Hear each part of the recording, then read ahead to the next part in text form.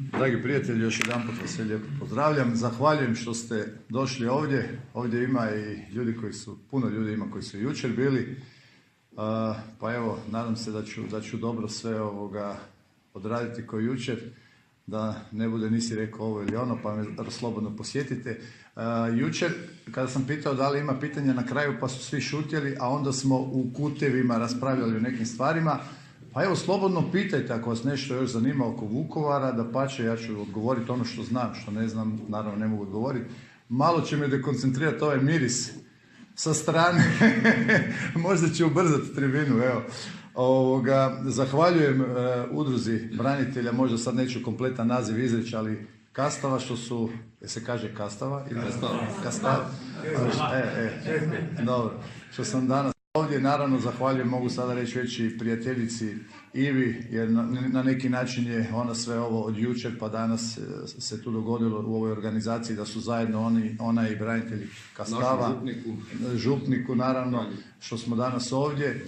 I evo, u stvari, trudim se govoriti u jednom duhu za koji sam sada mogu slobodno reći i osposobljen, dragi Bog me osposobio, da danas mogu svjedočiti o tim događanjima na jedan kršćanski način, ali naravno u punoj istini. Od istine ne možemo pobjeći i na neki način nas i Bog obvezuje da živimo istinu u svojim životima, osobito kao što sam i u crkvi rekao da je stvaranje zemaljske domovine jedna sveta stvar i u njoj smo mi pozvani sudjelovati. Bog je svojim zaista čudesnim djelovanjima i odlukama tih godina pružio nam ruku suradnje, mi smo je prihvatili, prepoznali smo, vjerujem i vođeni silom Duha Svetoga, da smo prepoznali taj trenutak u kojem možemo stvoriti našu domovinu. Stvaranje domovine naravno nije još uvijek završeno, ja se nekako oslanjam na 40 biblijskih godina onih lutanja izraelskog naroda prije prelaska rijeke Jordan. Vjerujem da ćemo i mi u jednom trenutku prijeći tu rijeku Jordan i kada ćemo uspostaviti potpunu vlast u našoj domovini,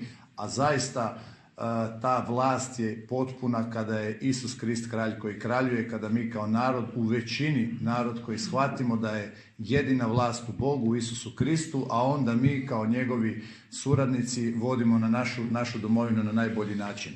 Naravno da smo mlada država, naravno i da šepamo, ali ne smijemo nikada izgubiti vjeru i nadu da naša domovina je od Boga stvorena i da je ona posvećena našom mučeničkom krvlju koja se stapa u Isusovu krv i Isus je uvijek prisutan tamo gdje je i mučeništvo ljudi.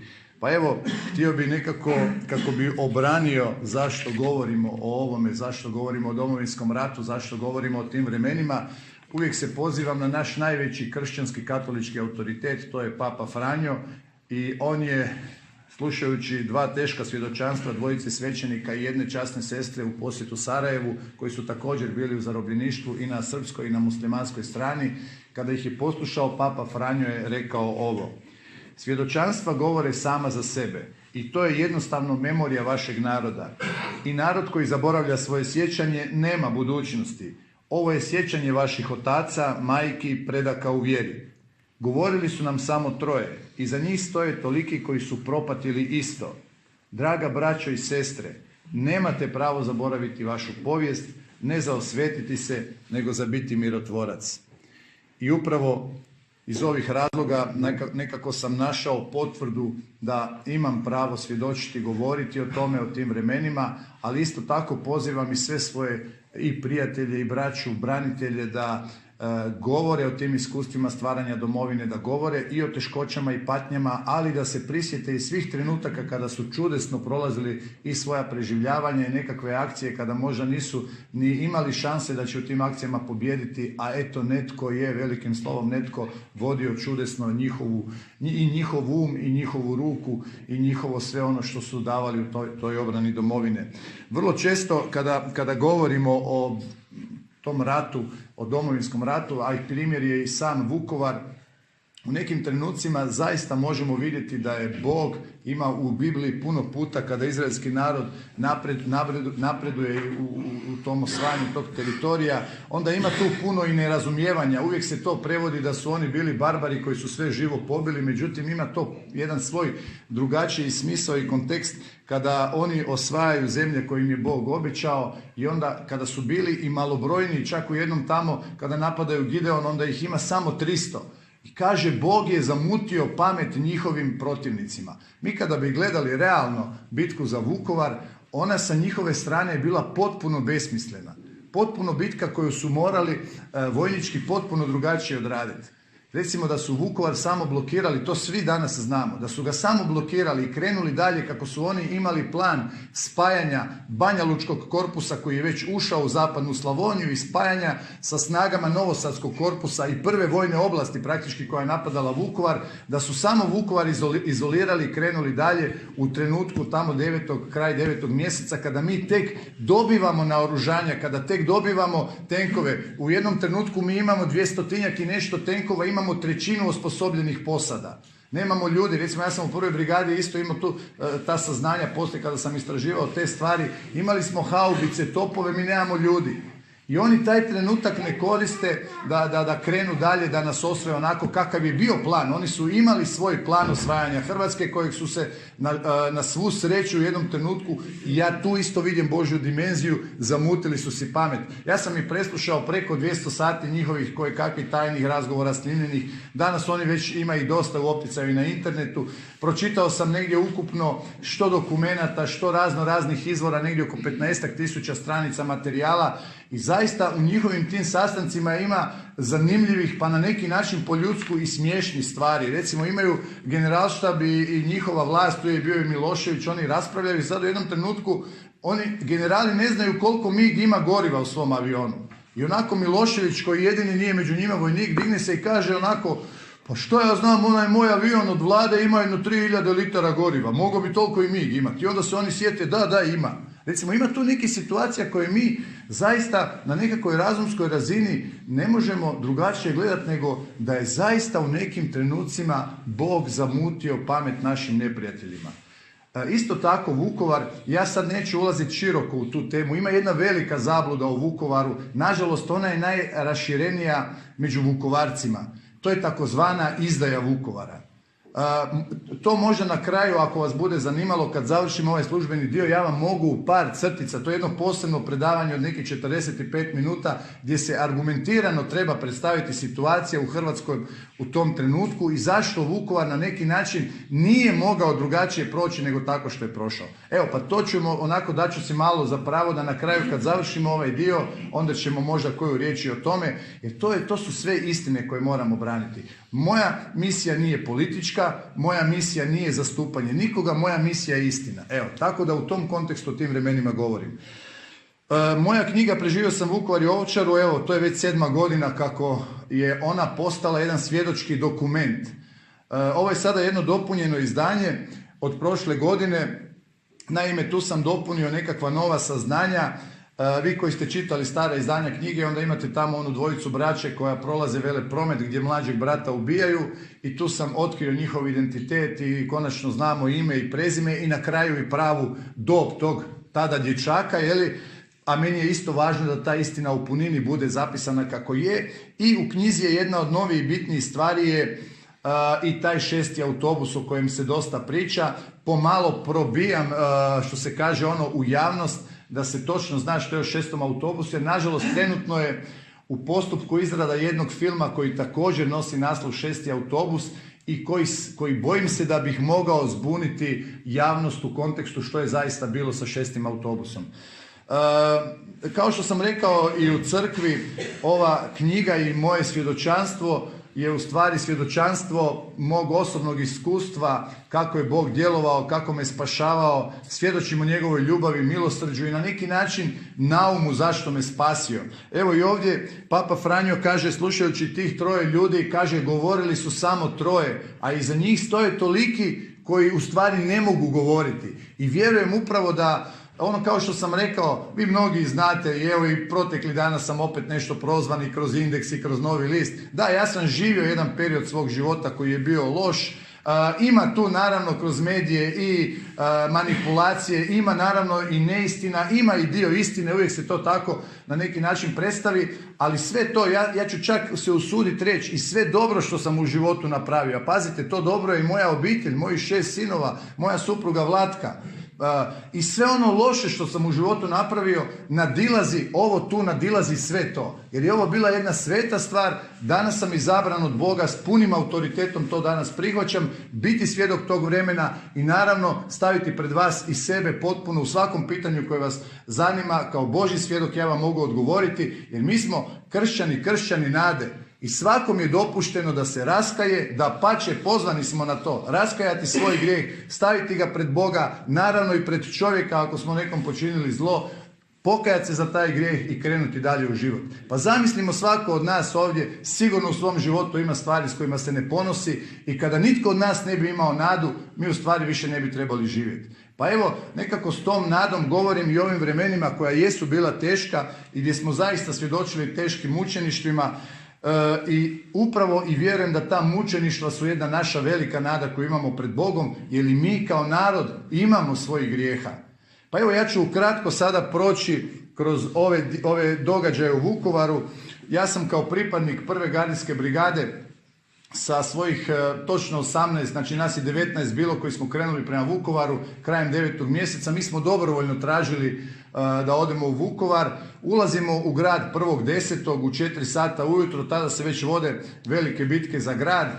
Naravno da sami dolazak već prvi dan kad se ono razdanilo je bio šokantan, grad je već bio porušen. Mi smo imali u početku ulogu biti jedna interventna grupa na Vukovarskom silosu, tu smo trebali čuvati, pošto je on na samom Dunavu, trebali smo čuvati da neprijatelj ne desantira preko Dunava, ali smo imali jednu ulogu, znači da svakodnevno pola ljudi odvajamo za razne pomoći, intervencije u gradu kojih je zaista već trebalo, već je na sve strane bila teška situacija, falilo je ljudi i evo mi smo već praktički drugi dan uvođeni u borbe u Vukovaru. Nakon nepuna 3 tjedna mi smo raspoređeni na jedno novo područje, to je područje Sajmišta, tada se zvala Prvomajska ulica, danas je Bogdanovačka. To područje je bilo specifično što su se tamo zaista vodile teške i iscrpljujuće borbe, praktički nije to više bilo za svaku ulicu, to je bilo svako dvorište, svaka kuća, već je taj borbeni raspored između nas i neprijateljskih vojnika bio dosta izmiješan. To su bili dani negdje od sredine listopada, oni su premjestili 2 glavna pravca napada kako bi osvojili Vukovar. Jedan je bio proboj kroz naselje Lužac koji je na neki način razdvajao Vukovar i Borovo naselje, a drugi pravac je bio upravo taj pravac koji smo mi štitili, znači to Sajmište, taj dio, to je bio jedini uzvišeni dio nad Vukovarom i tu su oni procijenili ako prođu na ta 2 pravca da će na kraju osvojiti grad, što se na kraju pokazalo i točnim. Te iscrpljujuće bitke za svaku kuću, bilo je situacija kao što sam jučer rekao da smo mi i neprijateljski vojnici znali biti po jedan čitav dan ili 2 u istoj kući. Na sreću ja nisam imao te situacije, ali evo bilo je i takvih situacija.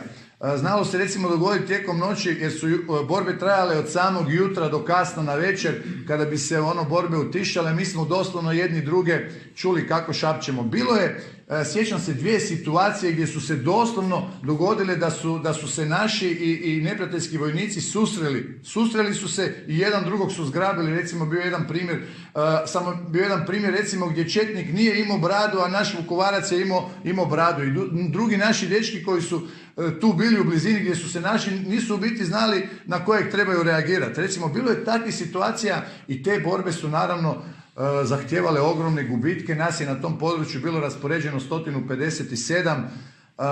Pred pad grada već tih zadnjih dana imali smo 50 mrtvih i preko 70 ranjenih, a uvijek naglašavam, mi smo zaista oni koji su bili ranjeni, oni su zaista bili i teško ranjeni. U kontekstu poginuli, samo ovo što smo čuli na početku, u samim borbama za grad je u stvari poginulo negdje oko 300, čini mi se da je podatak 304 branitelja do pada grada i poginulo je negdje oko 800 civila.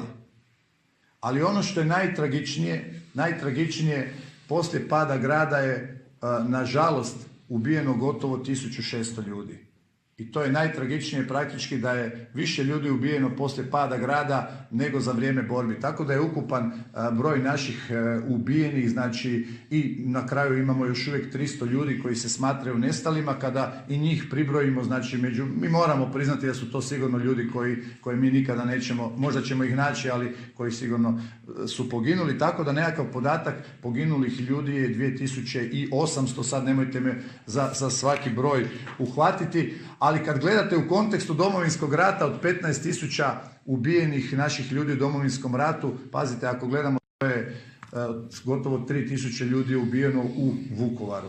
Tako da kada gledamo Vukovar i važnost njegove uloge, ne zato što sam ja branio Vukovar, jer poslije Vukovara ja sam još sudjelovao sa 1. gardijskom brigadom u svim borbenim operacijama kao pješak, prošao sam i Bljesak i Oluju, imali smo i sudjelovanje poslije onog potpisanog ugovora sa BiH isto i u Bosni, tako da bio sam sudionik nastavka operacije Maslenica. Ne želim isticati Vukovar u tom kontekstu jer je bilo još puno ratišta koji su bili bitni, ali Vukovar je zaista, moramo priznati, a i mi to danas svi poštujemo i znamo, Vukovar je jedna posebna i specifična priča o Domovinskom ratu koju ću ja i u kontekstu žrtve malo kasnije progovoriti. Međutim, knjiga moja nosi naslov Preživjeti, glavna nekako riječ koja pobudi tu pažnju, preživjeti, preživio sam, i upravo ta riječ govori o tome da je tu nešto dramatično i da je teško. I bilo je teško zaista preživjeti te dvomjesečne borbe za svaku ulicu, svako dvorište, svaku kuću, ali posebno je bilo teško preživjeti kada je grad pao i kada smo osuđeni u stvari na milost i nemilost naših neprijatelja. Predaju sam odlučio dočekati u Vukovarskoj bolnici i u knjizi sam se malo bavio tom temom zašto sam odlučio doći u bolnicu. Priznajem danas kao čovjek koji eto ipak malo može priznati iz svojih slabosti, možda više nisam imao snage za neke nove bitke, neke nove proboje. Ti proboji iz grada su bili dosta zahtjevni, gotovo 40% ljudi je stradavalo u tim probojima. I nekako, pošto je bilo od mojih ovih 18 prijatelja, suboraca koji su sa mnom došli, 8 ih je bilo u Vukovarskoj bolnici, ja sam nekako odlučio, idem s njima čekati predaju pa šta bude. U bolnicu ulazim nepuna 3 dana prije nego ću biti zarobljen 20. studenog, navečer negdje oko 8 sati, naš 4 smo ušli u bolnicu.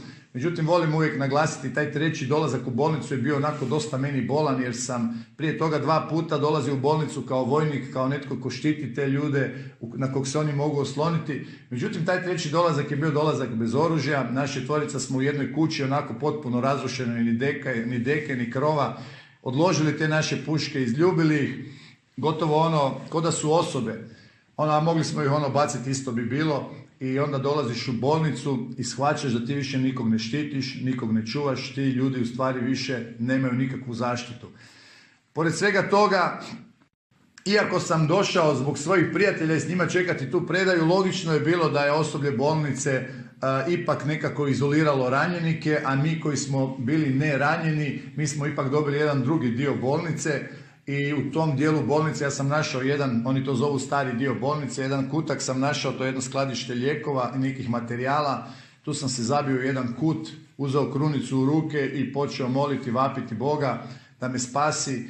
Evo, vi već neki znate, tada sam već bio oženjen sa suprugom Vlatkom, mi smo vrlo rano stupili u sveti brak, od djetinjstva smo se zaljubili, s njenih nepunih 17 godina, s mojih nepunih 20 ušli smo u brak, već 1991. godine dobili smo u 3. mjesecu našeg sina Zvonimira.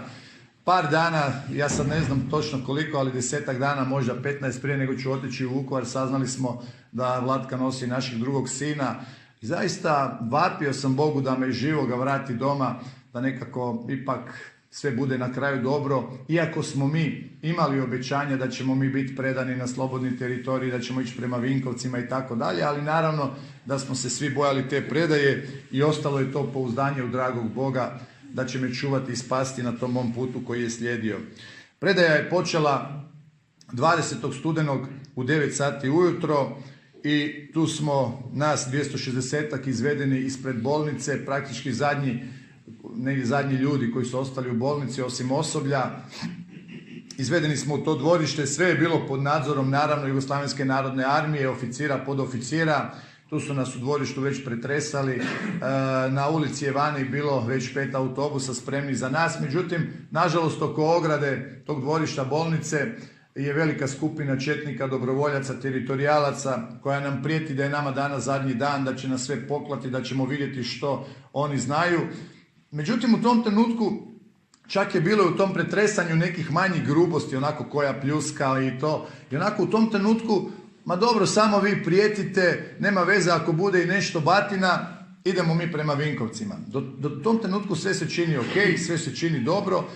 5 autobusa kreće na taj naš križni put, vrlo sporo se krećemo kroz grad, ti četnici stalno zaustavljaju te autobuse, žele ući u njih, žele izvesti nas van, međutim vojska to još ne dopušta, u svakom autobusu su 2 vojnika s oružjem koji to osiguravaju i nakon te spore vožnje dolazimo u Vukovarsku vojarnu. U Vukovarskoj vojarni smo čekali gotovo skoro 4 sata. Danas znam glavni razlog zašto smo toliko dugo čekali. Naime, u tom trenutku je zasjedala njihova takozvana vlada SAO Krajine sa zapovjedništvom Jugoslavenske narodne armije za područje Vukovara i konzultirali su se sa generalštabom u Beogradu. Međutim, tih je dana gotovo njihov cijeli vojni vrh bio u okolici Vukovara. Uvijek je bitno reći da je glavni kontraobavještajac, a možemo reći jedan od ljudi u sjeni koji je drmao srpskim političkim i vojnim vrhom, general Aleksandar Vasiljević, bio praktički u Vukovaru. Tako da u tom trenutku se događa sjednica njihove vlade gdje Jugoslavenska narodna armija i njihov politički vrh donose jednu odluku koju ja zovem odluka o streljanju. Naravno, ona kao takva se ne zove službeno, ali to je bila odluka gdje Jugoslavenska narodna armija predaje zarobljenike SAO Krajini, vlastima SAO Krajine. I to je naravno formalno značilo u biti da ćemo mi biti postreljani, a Jugoslavenska narodna armija je oprala ruke sa sebe i to je na kraju potvrdio ne samo beogradski proces, nego u mnogim svjedočenjima na Hagu te činjenice je na neki način prihvatio i Haški tribunal. Bez obzira na presuđenog Mrkšića, pa čak i Šljivančanina sa nekih, ajmo reći, 10 pa na kraju 7,5 godina, međutim, nažalost, ta njihova priča oko te prevare predaje zarobljenika SAO Krajini je po meni i uspjela. U ta 4 sata već se počinju događati svakakve stvari u vojarni. U jednom trenutku četnicima je dopušteno ulaziti u te autobuse. Oni neke ljude izvode, odvode iza jednog hangara koji danas u vojarni ne postoji. Tamo čujemo za pomaganje naših ljudi u vrištanje, znači mučili su ih na kraju i kratke rafale. Po mojoj procjeni je negdje do 8 ljudi moglo biti ubijeno već u samoj Vukovarskoj vojarni. Međutim, u jednom trenutku počinju ulaziti u naše autobuse jedan oficir kapetan sa jednim popisom i zabire ljude.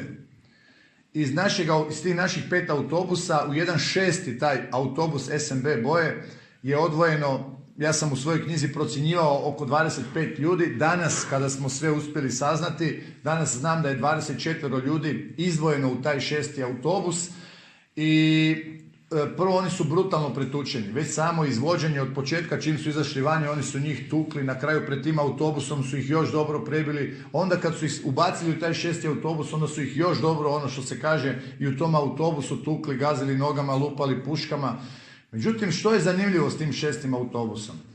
6. autobus je u stvari su ljudi za koje se zauzelo bolničko osoblje. Naše bolničko osoblje sa Srbima, bolničkim osobljem srpske nacionalnosti, kod Šljivančanina su tražili da neke ljude vrate sa, ajmo reći, s Ovčare, to jest iz vojarne, da ih vrate u bolnicu. I zaista major Šljivančanin to dopušta. 24 ljudi je vraćeno u Vukovarsku bolnicu, međutim, major Šljivančanin još jedanput sa Srbima koji su tamo i sa ljudima koji su bili bolničko osoblje srpske nacionalnosti radi još jednu selekciju. I od tih 24 ljudi oni odlučuju da 7 ne može biti spašeno i njih, kako saznanja postoje, vraćaju na Ovčaru. Od tih 7 na Ovčari je nađeno 2 ljudi u masovnoj grobnici, ali za 5 ljudi još ne znamo gdje su. Znači od tih 24 ljudi 17 ljudi je spašeno. Mi danas imamo i ta imena i ja sam čak tog jednog svjedoka koji mi o tim događanjima i naveo u svojoj knjizi, pa vam evo odmah i odgovaram u tom kontekstu 6. autobusa da znate o čemu se radi. Dugo je bilo šutnje o tome i nekako u tom razgovoru s tim ljudima koji su preživjeli, onako nekakvo opravdanje je bilo, Iako je zanimljivo, oni su dali, neki od njih su dali još 92. godine izjave u našem MUP-u i mi smo onda našli da u ladicama, u arhivi smo zaista našli izjave ljudi koji su o tome govorili, ali njihovo obrazloženje je bilo zašto su šutjeli u javnosti o tome. Na neki način oni su bili u kumskim i nekakvim rodbinskim vezama sa Srbima, onda prvo bilo im je nelagodno uopće o tome govoriti, da su se na neki način pozivali na te svoje rodbinske veze sa Srbima, a druga stvar, htjeli su i zaštititi donekle te ljude koji su zaslužni za njihovo spašavanje. Pa evo, to je ta istina o tom 6. autobusu. Bio je jedan dramatičan trenutak u vojarni, prije nego ćemo krenuti dalje, došao je jedan vojni kamion gdje su podijeljena određena sredstva, oruđa, toljage, lanci, lopate, krampovi i oni su onako odmah trčali prema nama, s tim ćemo vas tući, ovo će vam presuditi, onako. Već vidim u vojarni da to nije dobro, još uvijek vjerujem da ćemo prema Vinkovcima, kao što sam rekao u mojoj knjizi je puno molitve stavljeno, ali kad bi svi 400 stranica ove knjige pretvorio u molitvu, to ne bi bilo dovoljno. Koliko sam ja stalno bio u komunikaciji s Bogom i od njega tražio i pomoć i postavljao mu pitanja i odgovore na neki način dobivao. I ono velim, Bože, pa neće nas valjda s ovim tući. Ako bude s ovim bilo tuče, mi ne možemo vidjeti nikakve Vinkovce. U jednom trenutku ti četnici odlaze i ubrzo se organizira i naš konvoj, opet sa svime upravlja Jugoslavenska narodna armija, njihovi oficiri, to je uvijek bitno u svim fazama govoriti i krećemo prema Ovčari. Vi koji ste dolazili na Ovčaru, vi dolazite onom glavnom cestom kroz grad na Ovčaru, međutim mi smo došli potpuno s druge strane kroz polja jer je to nekakav pravac vojarne prema Negoslavcima i u principu iz te strane mi dolazimo sa kontra sa strane leđa, ili to hangara. Naravno, prvo već razočaranje, ja sam bio u 4. predzadnjem autobusu i moj autobus taman došao nekako na taj zavoj gdje sam imao kompletan pregled prema hangaru, iako onako relativno daleko, ali se moglo vidjeti da su tamo svi ti četnici s tim toljagama da nas čekaju. Oni su odmah formirali jedan dvoret, to je špalir ispred hangara. Inače, hangar onaj u koji vi dolazite ima samo jedan dio, memorijalni je pregrađen, a inače taj cijeli hangar je služio za nas zarobljenike.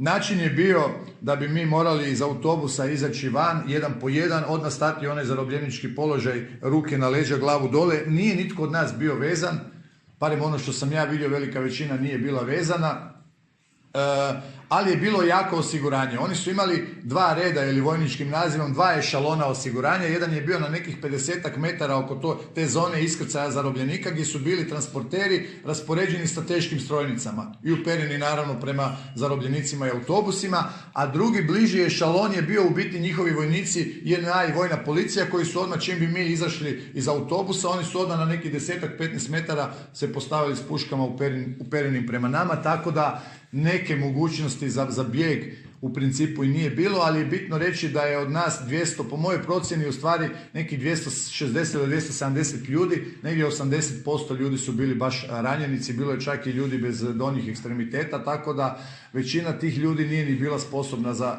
nekakvo bježanje. Ono što je najgore, sam dolazak do pred hangar i ulazka u taj špalir u stvari je dao do znanja da tu neće biti dobro, počinju batine. Međutim, tu se nije moglo dugo zadržati, tu su se ljudima skidale odjeća, uzimali su se sve vrijednosti, dokumenti, to se bacalo na jednu hrpu, počeli su se tu ljudi tući, ali su odmah gurnuti u hangar gdje u principu se nastavljao taj masakr. Kako se moj autobus približavao, mogao sam dobro ja i svi moji drugi čuti što se unutra događa. Već tad pomalo vidim da tu nema neke nade, osobito kada sam i sam izašao vani iz tog autobusa. Iz hangara je čulo se zapomaganje, urlikanje naših ljudi. To batinjanje je toliko bilo brutalno da je to u stvari uopće nezamislivo. Iako sam u knjizi dosta to dobro opisao, međutim uvijek mislim da to nije dovoljno prikazano koliko je to bilo teško. Tu je bilo i nekoliko tih vojnika JNA koji su se znatiželjno raspitivali tko si, što si, i tako je do mene došao jedan vojnik JNA i kada sam mu rekao da sam iz Zagreba, on me onako počeo vrijeđati, psovati, ali ono što je najbitnije, rekao u jednom trenutku: budalo, tebe će ovdje ubiti i baciti u jamu, a ja za 2-3 dana idem u Rumu. Ruma je jedan gradić u Srbiji i kada je on spomenuo Rumu, ja sam se uhvatio za taj grad, jer moj pokojni otac Ante je bio vozač kamiona, svagdje je imao prijatelja, pa je imao tako jednog dobrog prijatelja u Rumi. Ja sam kod njega znao odlaziti klinac na ljetne praznike i ja sam počeo brzo govoriti. Znam Miroslava, zovu ga Kemo iz Rume, čini mi se da je neka ulica Partizanski odredak kod doma JNA i sad on me pita kako mu se zove žena. I ja velim Zora i kad sam rekao Zora, kaže on, znam tog čoveka, to mi je prvi komšija, kako oni kažu. I sad ja više nisam imao vremena, već trebam proći u taj špalir. Ja sam samo onako ponizno mu zavapio, molim te ako možeš spasi me. U tom trenutku on mi govori nema šanse, ne mogu.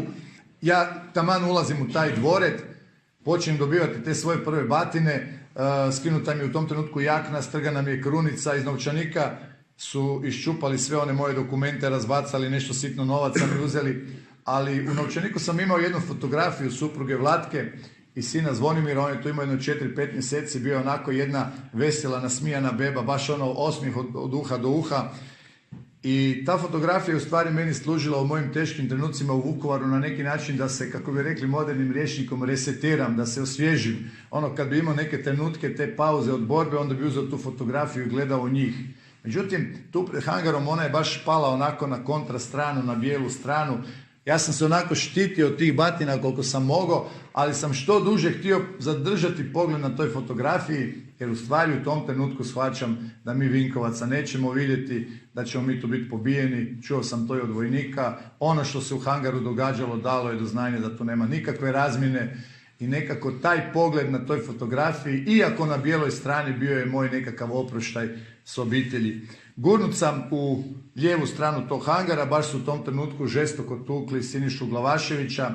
Mene su preuzela nekakva 4 rezervista vojnika, počeli me tući. Ali ubrzo, to nije dugo trajalo, ubrzo sam čuo glas izvana, ne njega, to je bio glas vojnika s kojim sam komunicirao.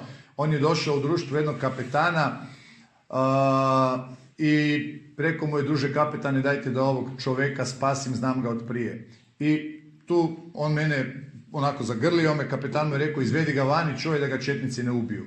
I zaista on me izvodi vani ispred hangara, tu je već bilo spašenih naših 6 ljudi i oni su spašeni od nekih Srba koji su eto ipak se smilovali, ali nitko nije mogao biti spašen da oficir Jugoslavenske narodne armije to nije dopustio. Nas 7 je pred hangarom otprilike čekalo sat vremena, za tih sat vremena tuča u hangaru nije prestajala. Oni su toliko željeli da naši ljudi budu cijelo vrijeme tučeni da su imali jednog oficira sa fučkaljkom koji im je davao smjenu da se jedni odmore dok drugi tuku, ali ti koji bi se odmarali, oni su znali izaći tu ispred hangara, oni nisu u stvari mogli izdržati tu smjenu, nego bi se opet vraćali unutra nastavljati tući. Naravno da je tu bilo i nekoliko reakcija, tko nas spašava, zašto nas spašava, da nas treba vratiti unutra, ali ovi koji su nas čuvali zaista su odigrali tu ulogu dobro. Nažalost, u tih sat vremena čekanja svašta smo u stvari mogli čuti, ta urlikanja za pomaganja muškaraca, odraslih ljudi, to nikad se ne može izbrisati iz memorije, ali doslovno se moglo čuti kako ljudima kosti pucaju kao grane od tih batina. U jednom trenutku ta tuča je stala i mi smo, došao jedan bijeli kombi koji nas je trebao dalje transportirati, uvedeni smo u taj hangar i sjećam se tih svojih slika, to je već onako mračilo se, bilo je tu jedno improvizirano svjetlo, neka lampa onako.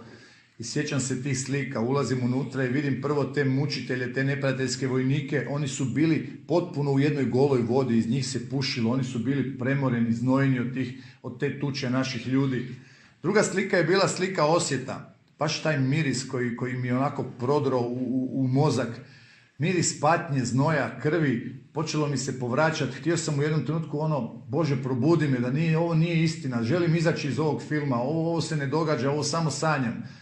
Ali treći i najgori pogled je u stvari bio pogled prema našim mučenicima, a širina tog hangara je negdje možda kova prostorija, možda zericu više. I taj stol je bio na sredini i kada sam onako približio se tom stolu, ta treća slika je bila pogled prema našim ljudima.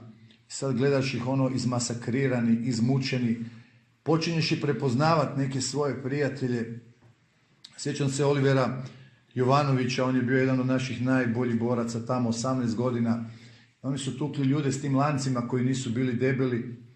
I baš on je bio sav iskidan, koža mu je potpuno bila iskidana, ko da su mu visile krpe onako natopljene u crvenu boju. I sad taj pogled u te naše ljude, u stvari što se događa u mojoj nutrini. U meni u stvari govori trebaš ostati s njima. Jedino je pravedno da ostaneš s njima. Sretan si što će te spasiti a za šta se veseliš? Kao čovjek slab ipak želiš preživjeti, a u dubini svog srca znaš da možda nije fair. Dugo sam godina nosio tu ranu, čak do razine izdajništva. Dugo sam se borio s tim. Moji najbližnji znaju u stvari da sam ja njima rekao neke sekvence tih događanja, ali tek kad sam knjigu napisao, onda su saznali sve te razmjere i te patnje i stradanja, a i tih nekih mojih borbi koje sam ja nosio u sebi. Međutim, eto, ja sam ipak spašen i danas kao obraćenik, osobito u zadnjih 10 godina kada sam se ponovo nakon jednog teškog pada vratio Kristu, danas to nosim na jedan drugačiji način. Taj ožiljak ostaje, ali rana je izliječena na način da vidim svoju svrhu i svoju ulogu zašto sam preživio, jer kao što sam i jučer rekao, kada gledamo realno, na Ovčari je bilo svetijih, boljih ljudi za spasiti nego što sam ja. Realno, to nije sad neka lažna skromnost, nego tamo je ubijen dječak od 16 godina, Igor Kačić. Ubijena je trudnica Ružica Markobašić u 7. mjesecu. Pa kad gledam kao čovjek, oni su trebali biti spašeni prije mene. Ja sam ipak bio vojnik, ratnik, imao sam i susret, imao sam i pucanje na njihove vojnike i u Vukovaru sam i ubio prvog neprijateljskog vojnika. Znači, kad gledam kao čovjek, oni su trebali preživjeti prije mene. Ne, ja sam preživio i dugo sam to Bogu postavljao to pitanje zašto Bože ja, ali evo danas točno znam zašto sam morao ja preživjeti, a o tome sam već malo i u uvodu rekao. Nas 7 smo prebačeni na jedno skladište Modoteksa, međutim tu po noći, tu su bili civili koji su ujutro trebali otići prema Vinkovcima. Tu tijekom noći dolazi jedna četnička skupina koja je bila i na Ovčari, strogo prijeti tom, ja moram reći, dobrom i poštenom čovjeku prema nama, Jezdimiru Stankoviću Dedi, koji nas je čuvao, pazio, uspio nas u 2 navrata zaštititi od tih četnika. Oni su na kraju rekli da će nas ujutro doći sve poklati, pobiti. On je otpremio sve te civile ujutro prema toj razmjeni, međutim nas 7 je odvezao na Velepromet i predao vojnoj policiji. Nažalost, Velepromet je također jedno mjesto o kojem se u stvari ne govori toliko puno, ali mjesto gdje mi ni dan danas ne znamo potpuno precizan i točan broj ubijenih, ali moram zbog istine navesti jedan podatak. Nažalost, ima pretjerivanja u smislu ubijenih na Veleprometu. Govori se od 700 do 800 ubijenih, to apsolutno nije točan podatak. Nekakva procjena je onako koliko možemo sve to zbrojiti i oduzeti i po svjedočanstvima da je na Veleprometu negdje ubijeno između 100 i 120 ljudi. Međutim, Velepromet je bio specifičan po brutalnostima.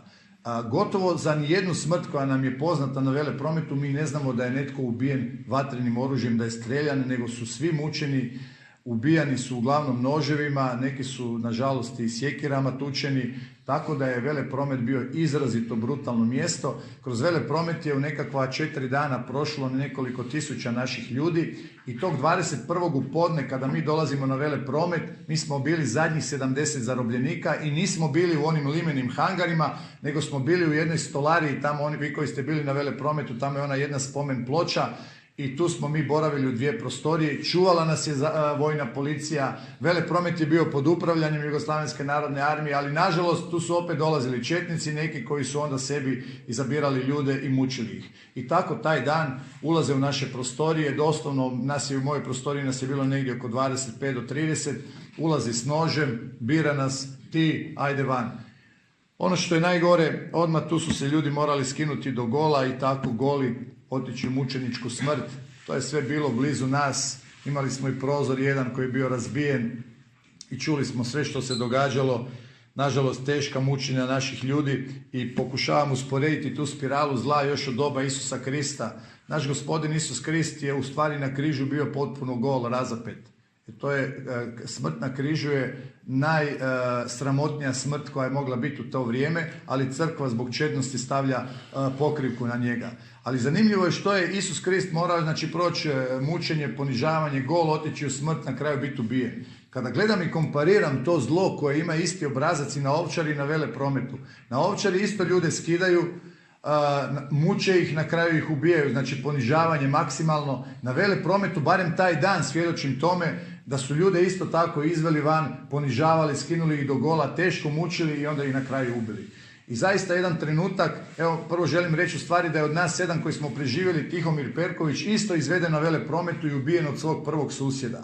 Ali jedan trenutak je težak bio upravo kada su izveli jednog od dvojice braće, jedan stariji i mlađi brat je bio i prvo su htjeli izvesti tog starijeg brata, međutim mlađi je skočio, počeo zapomagati, ne njega, nemojte brata, i ja sam u tom trenutku mislio kako se četnik smilovao, rekao je starijem bratu da sjedne dole, a izabrao je sebi mlađega. U svojim prvim izdanjima pišem o tome, o 14-godišnjem dječaku i starijem bratu možda neke moje dobi. Međutim, to ću obrazložiti, ali prvo želim reći kada je taj mlađi brat izveden vanju, jedanput on se smirio i svoje mučeništvo prihvatio najnormalnije.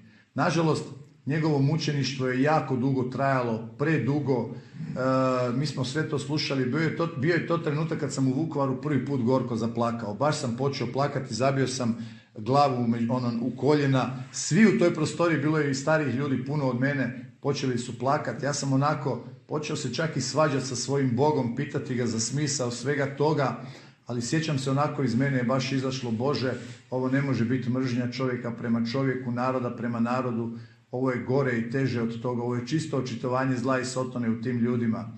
Na kraju, bez obzira na sve njegove vapaje i molitve da mu to ne rade, on je pogubljen i nažalost to je bio jedan od mojih najtežih trenutaka koje se sjećam. Naime, u svom novom izdanju knjige ja sam godinama pokušavao doći do tog preživjelog brata. Situacija je bila dosta teška za pronaći čovjeka jer stariji brat se zvao Đorđe Vladisavljević i bio je čovjek u Zboru Narodne garde. Njegov mlađi brat je bio Zdravko Vladisavljević. I kada sam konačno pronašao tog brata starijeg, naime u tom trenutku kad ga ja pronalazim, on se zove Zdravko Krnjić. On je uzeo u čast svoga brata njegovo ime, maknuo je ime Đorđe, jer meni je kada smo se mi konačno našli prošle godine rekao nisam mogao živjeti s tim imenom. Jednostavno htio sam odbaciti svako podsjećanje na tu naciju, iako on je u stvari po ocu bio srpski Rom, ali po majci je bio Hrvat, majka mu je bila Marija Krnjić iz okolice Zvornika, iz jednog hrvatskog sela iz Bosne i Hercegovine. Tako da je stariji brat koji je preživio uzeo ime Zdravko, po majci prezime Krnjić.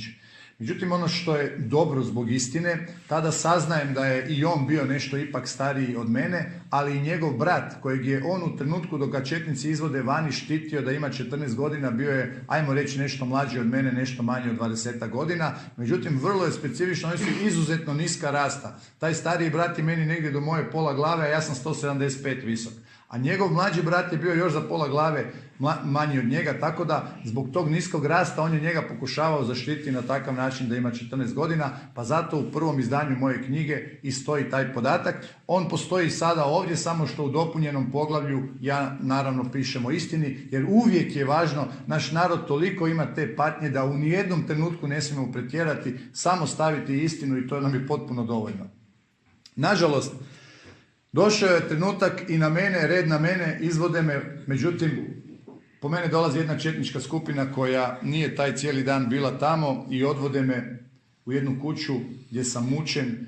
Isto posjednut sam ovako na sredinu jednog stola, skinut sam gornji dio odjeće, eto i opet ja sam skinut i tu počinje moje mučeništvo. Naravno, tu je njih preko 20, možda i do 25, među njima jedna žena preko puta stola je sjedila, Nadimka Daca, ona ih je odmah počela nagovarati da me siluju, da će mi ona poslije odrezati genitalije. Naravno, klasična tuča, šamaranje, vrijeđanje, u jednom trenutku mi počinju i tijelo paliti, prvo u paljačima, pa oni su se gasili, onda uzimaju svijeće sa stola. Sad nekako izdržavao sam taj plamen dok mi je bio nekako po tijelu, čak oba dva uha su mi spalili, vrat, ruku, ali kada su mi stavili na bradavice ja nisam mogao izdržati, ja bi refleksno skočio, jednostavno, a imao sam zapovjed da ne smijem se micati s te stolice. I onda su oni mene verbalno kažnjavali zbog toga što sam se pomaknuo, ovaj će ti odrezati uši, ovaj će ti oči iskopati, ovaj jezik, kao kasnije to sve slijedi. I vidim u stvari u toj kući prvi put, to je to, Bože, neću ja ovo preživjeti, moram se pripremiti na smrt. Sad kada kasnije razmišljam o tome, ja sam čak bio dosta miran u toj kući, ja sam imao veći strah dok sam čekao to preživljavanje na Ovčari, pa i na veleprometu dok su te ljude izvodili vani, ali nekako u toj kući sam sve onako suvislo, strah je bio naravno, ali sam nekako to razmatrao i sad onako gledam, oni imaju oružje, čovjek je iza mene s oružjem koji mi isto na par mjesta onako glavu natuko. Sad ja velim, Bože, moram nešto učiniti da me sve mogu izdržati. Čak sam u tim sekundama sebi mjerio ako mi uho odrežu 10 sekundi, ako ovo toliko. Čak i taj Belgija koji mi je obećao da će me svojom laganom rukom, kako on kaže, zaklati. Čak sam se i tu tješio, dobro, za 15-20 sekundi ostaću u nesvijesti i to je kraj. Ali nisam mogao prihvatiti da ću biti silovan. I onda sam onako gledao kako bi izazvao neku tu pucnjavu da me ubiju. Međutim, nije to bilo vjerojatno tako zapisano, jer taj mir koji sam ja imao, u stvari poslije sam se odgovorio na to kao da mi je Bog govorio strpi se, pomalo. U jednom trenutku mi razbijaju bocu od glavu, moj desni mučitelj, taj Čiča, nadimka, jedan stariji čovjek, nadimka Čiča, on mi je s tim ostatkom boce izrezao ruku, leđa i ja im već sav izmučen kažem, ja znam da ćete vi mene ubiti, molim vas dajte mi vode prije smrti da se pomolim Bogu. Nažalost, naravno, oni su bili u ekstazi uživanja te muke nadamnom i nisu mi ništa od toga dopustili i u jednom trenutku me dižu s te stolice i kreću taj završni čin. Ja sam onako stajao kao polurazapet među njima i samo sam onako iz sebe i sve glasa ispustio. Isuse Kriste, oprosti mi moje grijehe, pomozi da izdržim muke kao što si ih ti izdržao, primi moju dušu, ali ja sam baš vapio na sav glas. Odjedanput i oni su, to je ko malo čudo bilo, zašutili, čuli su svaku riječ mog predanja, ali drugo još veće čudo koje se događa, odjedanput u tu kuću upadaju druga dvojica četnika i gotovo pod oružjem počinju borbu za moj život. Ja sam u prvom trenutku mislio da je to neka dobra zabava i šala među njima, jer su mi ovi koji su me doveli, obećali su mi da će se dobro sa mnom zabaviti, ali to je toliko bilo žestoko da je jednostavno bilo jasno da to ne radi se o šali. Oni su prošli oko stola, zgrabili me za ruku, izvlačili me van, izašli smo na dvorište ispred te kuće. Njih dvojica su me stavili sebi iza leđa, ovi su pokušavali još doći oružjem preko njih do mene, ovi nisu dali. I nekako uspjeli su na kraju smiriti situaciju, uspijevaju me na kraju odvesti tamo u jedno zapovjedništvo. Tamo je taj zapovjednik intervenirao opet kod nekog zapovjednika, jednog majora u vojarnu. Mi smo svi završili na veleprometu, međutim taj zapovjednik, eto apsurda iz te vojarne, dolazi po svih nas 70 i s jednim velikim autobusom i sve nas kupi u taj autobus, do duše mene stavi u svoje to zapovjedno vozilo. Sjećam se kod dan danas Opel Omega, bio je jedan satić ovako na tom Opelu, sjećam se 20 do 12 navečer je bilo, kada nas je pokupio i svih nas 70-ak odvezao u Vukovarsku vojarnu, gdje smo tu noć svi čuvani, zaista sve je bilo korektno, čak smo dobili nešto i za pojesti popit. I drugog dana, 22. studenog, odlazimo u Sremsku Mitrovicu. Evo, htio bi sa 2 crtice vratiti se unazad kako bi svjedočio zaista u punini Boga Isusa Krista Spasitelja. U Vukovarskoj bolnici prije nego ću biti izveden, prišla mi jedna medicinska sestra, vidjela je kako sam držao krunicu i kako sam se molio. Mi smo tu i komunicirali par puta u bolnici i ona mi je skinula krunicu s vrata, poljubila je križ i odložila krunicu u jedan koš na 3 metra od nas. I rekla mi je, na to su posebno alergični. Žena me htjela zaštititi. Međutim, bio je to trenutak opet mog jednog loma, moje nutrine, kada onako, Bože vidiš, krunica, ona nije nikakva idolatrija, ona je samo sredstvo molitve, ona je identitet pripadnosti kome pripadam. Ali isto tako krunica je bila simbol nas branitelja. Uvijek volim ponoviti, u mojoj prvoj brigadi je bilo, možete se i čuditi, ali zaista je bilo i Srba i muslimana koji su isto htjeli imati taj simbol hrvatskog branitelja krunicu. Ali na krunici je križ, naš spasitelj Isus Krist. Ja njega sad tako na neki način je simbolično, ali ga odbacujem. Bacam ga u koš. Vidio sam se u tim trenucima razočaranja samog nad sobom, da sam i kao Petar i kao Juda, da sam ga izdao. Baš jedna velika borba razočaranja i sad tu dolaze vojnici, već mi moramo staviti ruke na leđa, glavu dole i krećemo prema vani. Ja u tom razočaranju prilazim košu i samo odjedanput onako sagnem se, uzmem krunicu, stavim je oko vrata. Sjećam se, čak sam par sekundi onako ponosno dignuo glavu. I s tom krunicom sam, kao što ste čuli, došao na Ovčaru gdje je tamo eto strgana, zgažena i bačena. Samo moram i protumačiti to, da sam poginuo na Ovčari i da je krunica ostala u košu. Ne bi meni moj dobri Bog, kad bi došao pred njegovo lice, mahao prstom i govorio, znaš, krunica ti je ostala u košu, zato su te i ubili na Ovčari. Nije poanta u tome jer naš Bog nije takav Bog. Međutim, što je Bog učinio? On je znao kakav me put čeka. I jednostavno, kad je vidio koliko sam jadan, bjedan, koliko sam raskajan i nemoćan, Bog je rekao, ok Vilime, ja ti dajem snagu, uzmi tu krunicu, iako si sav u strahu, iako se ne usudiš, ja ti dajem snagu, uzmi tu krunicu, uzmi križ i idi dalje na svoj križni put. To je taj Bog. Kad mi nemamo nikakvu snagu, on nam daje svu snagu koja je potrebna. Vraćam se na ovu kuću. Ova dvojica četnika me izvode vani. Vidim jedan od njih ima kokardu, ima šubaru, četnik je. Ranjen je čak bio u lijevu našu ruku. I sad dok me vode tom ulicom, ja onako brbljavo postavljam neka pitanja, pokušavam mi se kao malo dopasti, vidim neku priliku za spašavanje, ali još nisam siguran. I onako u tim svojim pitanjima i brbljavostima onako postavljam mu pitanje, pa dobro čovječe, zašto me spašavaš? Pa i ti si četnik. I on je onako odgovorio mi je dvije bitne stvari. Prvo mi je rekao da mi se, kako oni kažu, izvinjava u ime cijelog srpskog naroda zbog muke koju sam prošao. A druga stvar na moje pitanje, zašto me spašavaš, on kaže, ja sam Srbin koji vjeruje u Boga. E sad, naravno da bi mi mogli staviti to pitanje u kontekst, pa dobro čovječe, što tražiš u tuđoj državi, zašto napadaš tuđi narod ako si Srbin koji vjeruje u Boga. Međutim, mi ljudi vidimo samo jednu perspektivu oko sebe. Jedino Bog vidi potpunu perspektivu. Kada smo se on i ja nakon 15 godina konačno prvi put susreli u jednoj vrlo specifičnoj situaciji i boravio sam kod njega 2 dana i 2 noći u njegovoj kući, u knjizi postoji poglavlje razgovori dvojice neprijatelja i u njemu se vidi koliko se mi oko svega razlikujemo i dalje. Znači mi i dalje se ne slažemo oko mnogih stvari. Međutim, on mi ovako svjedoči. Znaš, onu večer ja nisam trebao ući u tu kuću. Prije toga sam 2 puta prolazio 2 noći i ta ekipa, to su bili pijanice, propalice i ja nisam htio uopće ići blizu njih. Isto su 2 noći prije toga tamo, kako oni kažu, bančili. Međutim, tu večer kada sam prolazio pored te kuće, oni za Isusa Krista kažu Gospod. On je rekao, Gospod je mojoj duši rekao da uđem u tu kuću. Kada sam ušao u tu kuću i vidio te onako izmasakriranog, Gospod je mojoj duši rekao, ne smeš pustiti da ovaj čovjek pogine.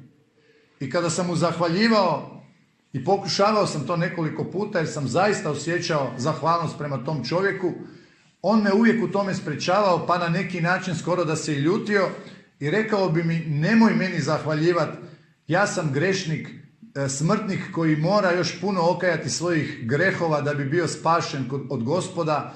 Samo zahvaljuj Gospodu, Bogu koji je odlučio taj dan da ti preživiš. I zato, dragi prijatelji, u tom kontekstu gledam sve ovo što se sa mnom dogodilo i zašto danas ovdje stojim i govorim i zašto svjedočim o tome. Zaista, ja nemam drugog načina niti mogućnosti o tome govoriti nego na ovaj način. Jer Bog je toliko žestoko, mogu reći, radio na mom spašavanju da bi potpuno dao slavu Bogu. Recimo sa Ovčare me spašava vojnik JNA Spasoje Petković, nadimka Štuka Monstrum. Ukratko, taj čovjek je prije pada grada, ja sam poslije u svom istraživanju i to sam sve predao DORH-u, pronašao točno 7 ljudi koji je nakon teškog mučenja taj čovjek pogubio. Nažalost, 7 je ubio, 3 je nađeno, a 4 još dan danas vodi se nestalih. Ne samo da je ubio ti 7 ljudi, nego nakon što je mene ostavio nakon spašavanja, on se vratio na Ovčaru, već tada on govori, kad mene ostavlja na tom skladištu Modoteksa tu večer 20. on govori, ovim drugima moramo se brzo vratiti na Ovčaru da rokamo ujke. Poslije sam saznao da je on gotovo odgovoran za najmanje 20 ljudi koji je na Ovčari ubio.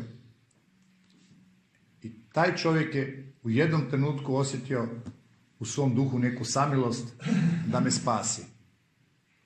To je samo Bog. To nije moglo biti nitko drugi.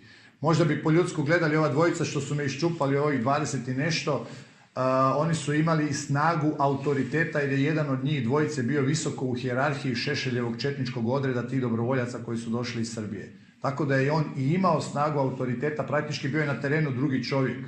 Tako da je imao i snagu autoriteta spasiti me. To je ovaj drugi, ne ovaj koji mi je ovo govorio. Njih su dvojica bili. Međutim, dragi prijatelji, ovo sve kad čujemo, ovo je zaista teška tema. Evo tu je i naš mladi prijatelj Luka. Luka, je li teško? Hvala ti. Evo, moram stvarno malo možda skrenuti pažnju na ovog dječaka. u crkvi me njegova majka pitala da li je to primjereno za djecu.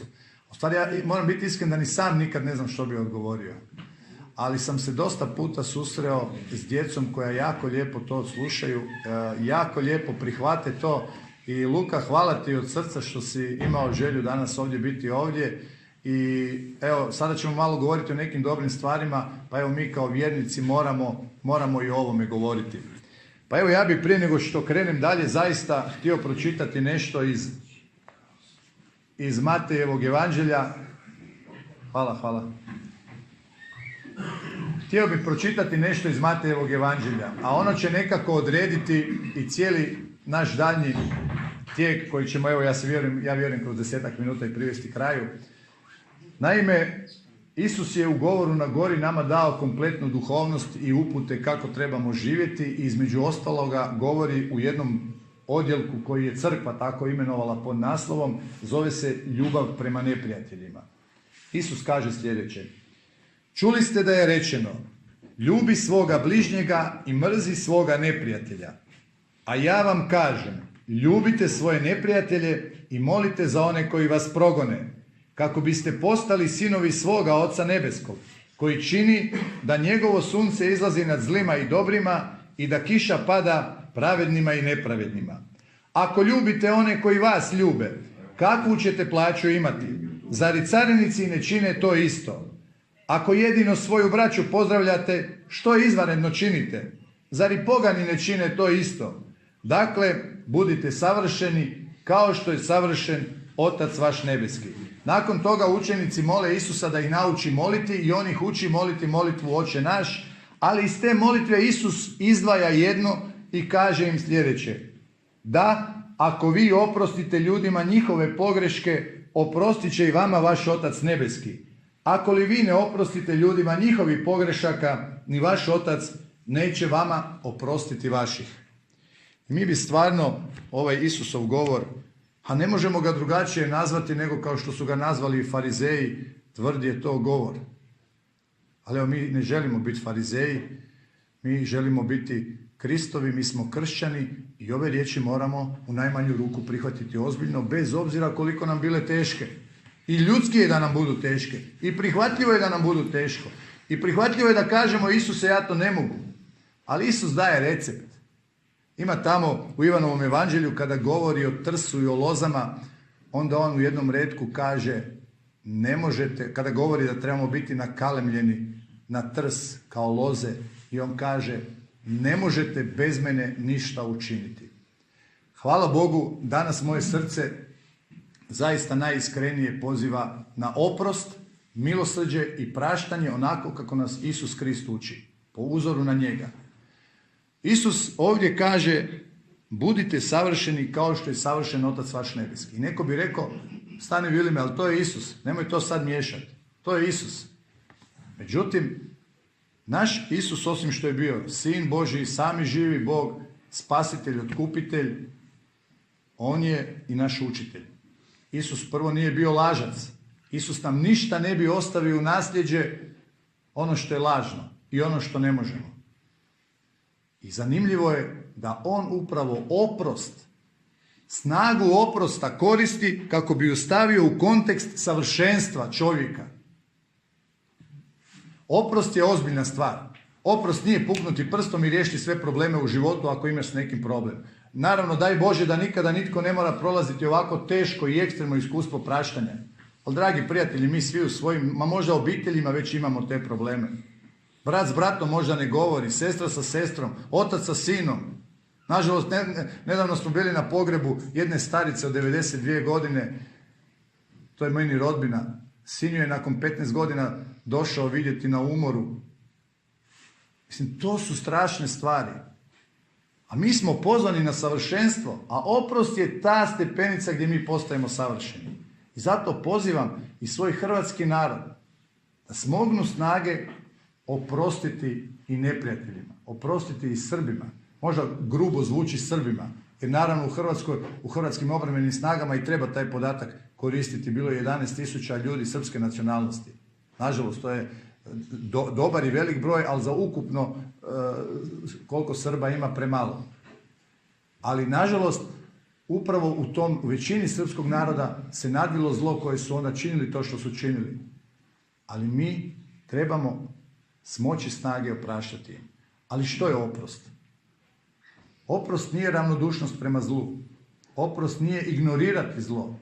Oprost nije zanemariti čak i zemaljsku pravdu. Oprost je na kraju prvo istina. Ali zanimljivo je, ja sam u jednom trenutku kada sam spoznavao oprost, sad neću ulaziti duboko u tu temu, većina vas zna da sam zbog ubojstva 2008. godine služio zatvorsku kaznu. Nažalost, ubio sam čovjeka koji mi je prijetio ubojstvom obitelji, žene, djece.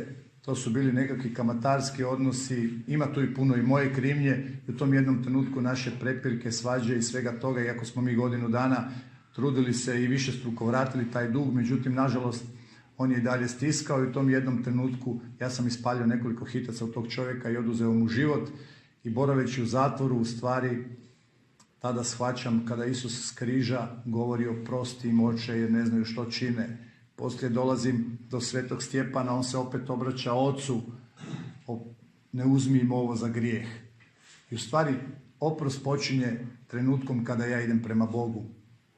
Ne treba, ja sam imao u jednom trenutku želju otići do tog Belgije u Srbiju, dok sam živio u mržnji, imao sam želju nešto drugo napraviti, otići u Srbiju. Ali kad sam se obratio te 2008. godine, jer su mene prvo sudili na 4,5 godine, pa su me pustili vani gdje sam proveo 2,5 godine na slobodi, tiskao ovu knjigu jer je 2/3 ove knjige napisano u zatvoru. I kada sam spoznao taj oprost, onda sam imao želju otići tog Belgiju, izgrliti i reći ja ti opraštam. Međutim, nije to poanta. Poanta je prvo krenuti prema Bogu. Uvijek je Bog prvi taj s kojim se treba razgovarati i kojim treba predavati svoje srce. I onda sam krenuo prema Bogu. Da, ja mrzim, ja ne praštam. Nažalost, i nakon ovako velikih čuda, ja sam 15 godina opet odlutao od Boga, sve do te 2008. kada se dogodilo to, nažalost, ubojstvo. Lutao bespućima grijeha, griješio po svi 10 Božjih zapovjedi, po svi 7 smrtnih grijeha. I u tom trenutku shvaćanja u stvari koliko i meni treba oprostiti, koliko meni Bog treba oprostiti, ja sam počeo sa svojim Bogom raščišćavati taj oprost i rekao sam da, teško je, ne mogu to tako baš ni lako prihvatiti, ali evo Bože, tebi predajem svu svoju mržnju, želim da ti to izliječiš. Isusu sam rekao, želim komadić tvog srca, meni je to bilo nevjerojatno, to njegovo praštanje. I onda sam shvatio, pa šta bi mi da se nama ne prašta? Niko ne bi imao nikakve šanse u životu. I tu sam počeo moliti Boga da mi otvori srce i naravno da Bog uvijek ispunjava svoje obećanja. Kad mi stavimo srce raskajano, ponizno, on ga neće prezreti. I on je ispunio svoje obećanje. Kad sam počeo moliti za svoje neprijatelje, počeo sam čak i to vrijeme iz zatvora, još dok sam bio, pisati ljudima koje sam povrijedio. Ne samo sad da ja moram oprostiti drugima, nego da i ljudi i drugi meni oproste. I tada sam, kada sam počeo moliti za sve te i svoje mučitelje i svoje neprijatelje, shvatio sam da Bog intervenirao. Imao sam priliku se susresti s tim Belgijom, međutim, ja sam to predao Bogu, njegovi Srbi su me uvjerili da se s njim nema potrebe nalaziti, da on to što ja sad živim neće i ne može razumjeti. Znači ja ipak na kraju nisam otišao do njega i rekao mu, eto, izgrlio ga, ja sam sad, jer to bi isto bio duhovna oholost, kao kad ja tebi opraštam. Nekad je bolje zašutjeti, a ponašati se u smislu oprosta i pred Bogom biti čist da ti nemaš mržnje. Na kraju svi mi dobro znamo, niko se ne može dobro osjećati kada živi u bilo kojem obliku mržnje. U bilo kojem. To nas izjeda i nismo sretni. Zato ja vas kao braću kršćane pozivam, ako imate neki problem koji nije raščišćen, probajte to prvo riješiti s Bogom, pa ako ima i prilike, ako situacija dozvoljava, vi svoje napravite i recite, evo ja želim mir. Ako misliš, prijatelju, da sam ti nešto učinio ili brate, sestro, molim te, oprosti mi. Evo, ja sam sebe ponudio, pa sad kakav odgovor dobijete. Nekad je i za poniznost dobro i da vas odbiju, znate, pa da vidite i gdje ste, znate, nije ni to jednostavno. Pa evo, naravno, osim oprosta, oprost je jedna kompleksna tema i ja sam je sad maksimalno skratio koliko sam mogao, jer htio bi još progovoriti i o molitvi. Mi smo tih godina zaista snažno molili. Mi branitelji već samim tim što smo stavili Isusa na prsa, to je jedna pouzdana molitva pouzdanja. Naša crkva je molila, nebrojene mise su izrečene, naše bake, majke vrtile su ta zrnca krunice, vapili za našu slobodu i dobri Bog se smilovao. Zato jer je Bog upravljao našom bitkom za slobodu. Recimo imam više tih primjera, ja ću sad samo navesti jedan koji je meni zanimljiv. U Beogradu razgovaram sa jednim neprijateljskim vojnikom i on mi kaže, znaš, bio sam na veleprometu neka 2 dana prije nego što ću ja završiti na veleprometu i tad je bilo još dosta ljudi gore. I kaže, bio sam sa svojih, 4-5 saboraca, kako on kaže, i vaše su ljude izvodili van iz tih hangara, iz onih limenih hangara i ubijali ih okolo. A iz tih hangara je snažno odjekivala molitva. Veli, ja sam se okrenuo tim svojim saborcima i rekao sam, kako oni veli, slušaj bre, kako ovi mole, mi nemamo šanse dobiti ovaj rat. Ali što vam je zanimljivo? To je trenutak njihove pobjede, njihove euforije. Oni tad nama govore, idemo na Vukovar, na Vinkovce, idemo na Osijek, idemo do Zagreba. I u tom trenutku taj vojnik prepoznaje snagu molitve i izriče tako proročke riječi. Mi znamo kako je taj rat završio. Znamo da je i taj rat u početku bila nezahvalnija bitka nego bitka Davida protiv Golijata. Ali mi smo u tom ratu pobjedili. Čak mi je jedan drugi Srbin, ja ću maksimalno opet skratiti, rekao, vi ste pobjedili jer ste više Božji narod nego moj srpski. Moj srpski narod je bezbožan narod. I to čovjek koji je pripadnik četničke formacije bio. A to su snažna svjedočanstva koja ja sad mogu i vama pričati. Da shvatite u biti koliko je ozbiljno Božje sudjelovanje u borbi za našu slobodu. Naravno, ne treba ni čovjeka podcijeniti koji je prihvatio ruku Božju. Ali mi Hrvati imamo jedan predivan izraz. Bog i Hrvati.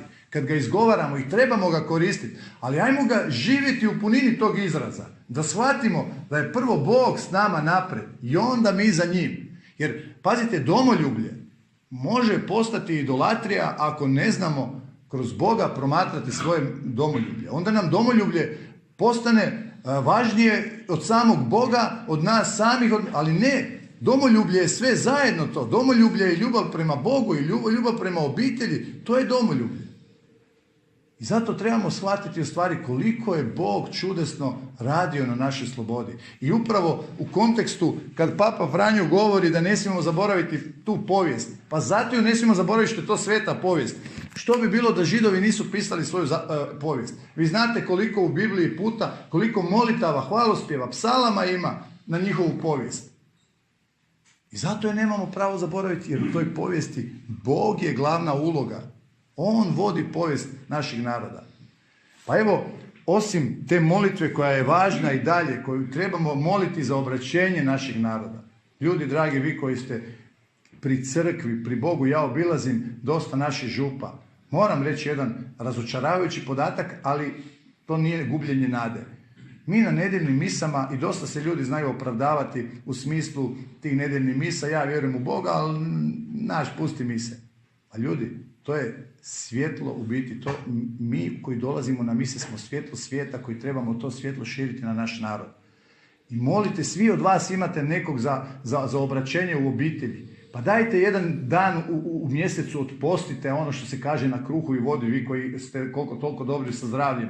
Za nekog čovjeka, za njegovo obraćenje. Supruga Vlatka i ja imamo zaista primjere gdje smo uprli u toj molitvi, gdje smo se malo žrtvovali, gdje smo, da su se čudesne stvari događale. Najbitnije je moliti za obraćenje našeg naroda i onda se ne moramo ničega bojati. Mi sve nekako hoćemo, mi uvijek vjerujemo u nekog. Ok, u redu je, politika mora biti, politika je u stvari u svom izvoru bi trebao biti najčasniji posao. Ali moramo okrenuti da i ti političari naši shvate da je taj Bog koji je naš jedini vladar i kralj. I da onda s tim Bogom mi napravimo zadaću, pa s 4,5 milijuna ljudi moji, u najljepšoj zemlji na svijetu živimo i da mi stalno se borimo, kaskamo, nikako ne ide. Međutim, moja knjiga nosi glavnu jednu poruku, nikad u životu ne smijemo izgubiti vjeru i nadu i s obzirom da hodam puno kroz te župe, htio sam reći da je niti 10% u prosjeku ljudi ne dolazi na mise od ukupnog broja. 10% je već veliki broj. Znači, nama fali ljudi, nama fali da crkve budu pretrpane, da se u kvartu rade 2-3 crkve. Kada bi dolazili svi. Danas je bila puna crkva, ja ne znam koliko župa ima crkva, koliko ljudi ima župa koju crkva pripada, ali ne vjerujem da je bilo više od 10% ljudi od župe u crkvi. Znači, mi još imamo duhovnog posla za naš narod da privučemo taj narod Bogu. I na kraju, koja riječ o žrtvi, opet nekako to u kontekst svetosti i posvećenja naše domovine, zaista svjedočio sam kako su naši ljudi umirali sveto, bez jedne psovke, bez s molitvom na usnama, ponizno su odlazili u smrt. Ja sam svjedočio jednom broju tih naših mučenika i tog svetog umiranja, ali koliki su mučenici kroz povijest umrli za ovu vjeru, za ovaj narod, kako veli, za krst časni i za tu našu slobodu. I pazite, i naša generacija, mi moramo biti pošteni prema svojoj povijesti. Lijepo je u hvalospjevima pisati o našoj povijesti, ali mi smo generacija, mi svi zajedno smo generacija koja je dočekala svoju slobodu, potpunu slobodu. Mi znamo da naša povijest je bila turbulentna i morali smo i surađivati i biti u savezništvima, možda i to ne mislim staviti u negativan kontekst, ali ovo je bio trenutak kada smo mi doživjeli tu slobodu i vjerujem da sva ta mučeništva, sve te žrtve naše koje su tako sveto umirale, sjedinjene s Kristovom mučeničkom smrću, jer Krist, gdje god ljudi su u patnji, Krist je prisutan. Ja bih to rekao, on tu patnju privuče na svoj križ, sjedini ju. Ali zašto? Križ, da ostane sam po sebi, Isus na križu, mučenik, ništa nam ne bi značio. Ništa. Nego njegovo uskrsnuće je tek punina te njegove muke. I zato vjerujem i da je kroz tu mučeničku smrt i našeg Gospodina u koju se utapa svaka sveta mučenička smrt na zemlji, upravo da je iz toga i izniklo uskrsnuće ovog naroda i ove naše domovine. I zato u stvari smo dužni i poštivati tu našu žrtvu i ljubiti je i biti zahvalni na njoj. Pa evo u tom kontekstu, koliko možete, evo ja vas molim, dragi prijatelji, da nekako zajedno upremo u tom smislu i da nikad ne zaboravimo ove stvari, jer kako Papa Franjo kaže, ne za osvetiti se, nego za biti mirotvorac. Jer nitko ne može biti bolji mirotvorac od nas, od našeg naroda koji je prošao mučeništvo. I osobito nas osobno koji smo to imali. Jer imamo Božju snagu autoriteta govoriti i o miru i o praštanju. Evo, dragi prijatelji, mislim da sam dovoljno rekao, a evo sad na kraju ako bude i nekih pitanja, ja ću vam rado na njih odgovoriti. Evo, hvala vam lijepo.